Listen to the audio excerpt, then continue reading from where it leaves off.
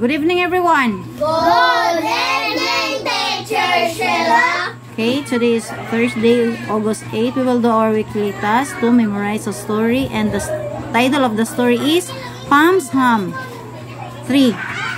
Okay, first group. Pam's ham. Pam has a ham. She puts ham on the pan. She gives the jam. She gives the ham and the jam to Sam. Okay, next group.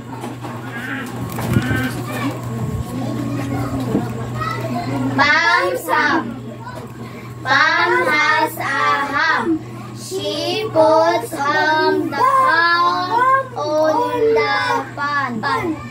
She gets the jam. She gets the ham and the jam to Sam. Okay, thank you, everyone. You're welcome, Mr. Sheila. Bye-bye for now. Bye. Annyeonghaseyo, Chloe. Annyeonghaseyo, Teacher Fem. Okay, so early in the morning, we do have here your hygiene items as well as milk, snacks. So you will use that for everyday, okay, needs in your house as well as napkin, okay? Okay, so please put in the plastic, Chloe.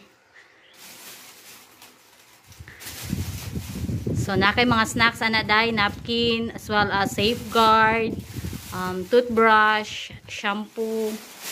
So, for daily needs.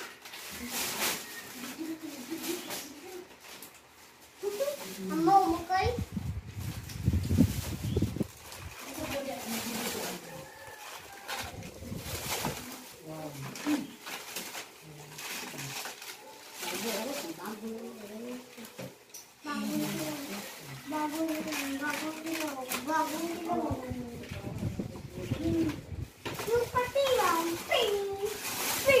Okay, bye-bye, Chloe. Bye-bye, Teacher Fem. 감사합니다. 안녕하세요, students. Annyeonghaseyo.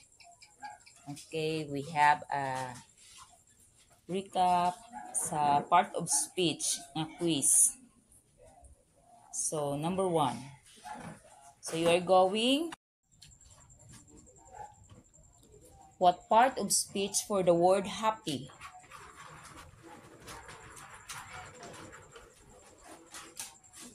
It's an? Very good. Which word is a pronoun in the following sentence? She is going to the store. Answer? Okay. Identify the verb in the sentence. He quickly ran to catch the bus. Okay. Run. What is the conjunction in the sentence? I will go to the party if you come with me. Conjunction. Answer? If. Okay, very good.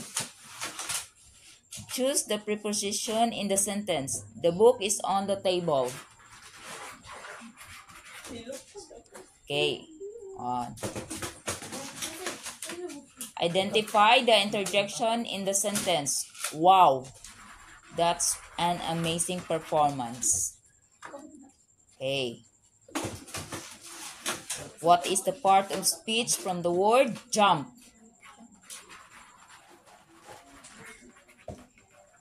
Very good. Verb.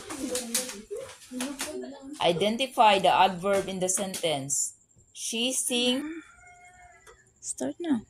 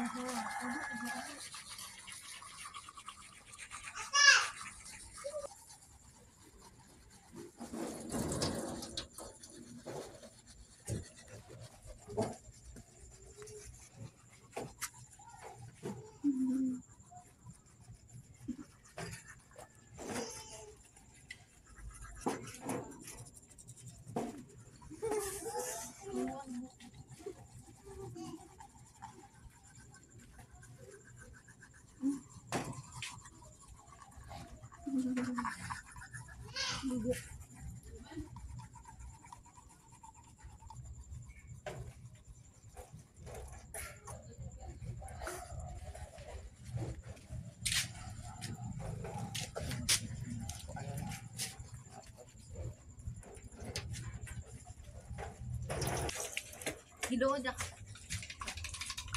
Sabi sabon na lawan. Kabaw na na kayo.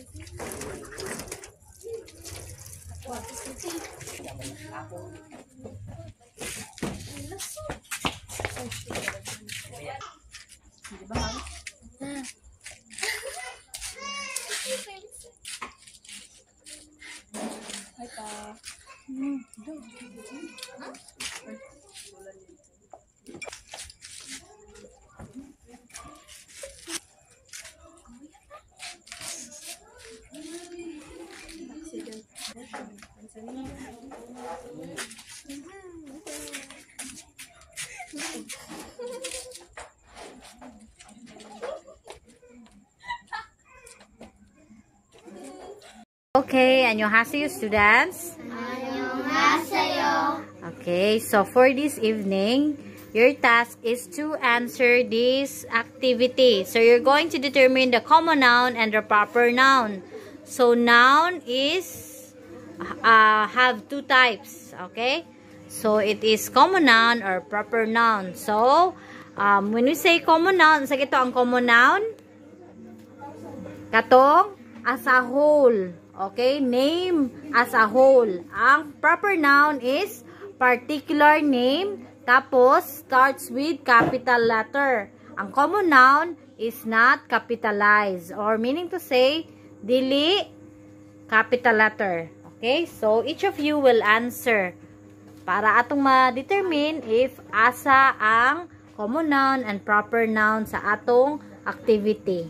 Okay, so first, Ellie, ikaw number 1, Ellie. So answer ka dire, Ellie, ha. Number 1, og dito pud sa pikas, proper noun.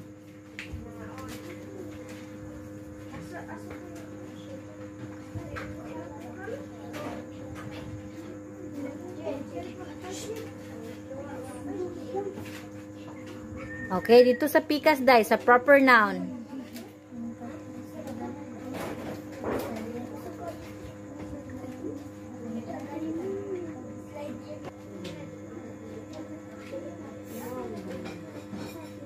Okay, very good. Next, Jillian May. Ihatag ni Jillian May.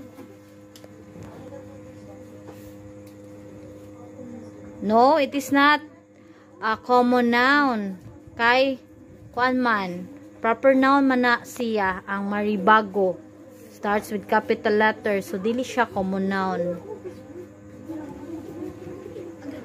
Okay. Then, sa proper noun. Students. Good evening, Teacher Pam. Okay, so for this evening, our topic is all about, unsa tatong topic? Names and synonyms. Synonyms. Okay, so ang atong task karong gabi una is you will use your magnetic board. So I will ask random questions with regards of our topic. So you are going to determine if unsa ang answer. If kung ano ba siya, homonyms ba siya, if antonyms ba siya, or if synonyms ba siya. Am I clear? Yes. Okay, so let's start. Words that sound the same but have different meanings and spellings.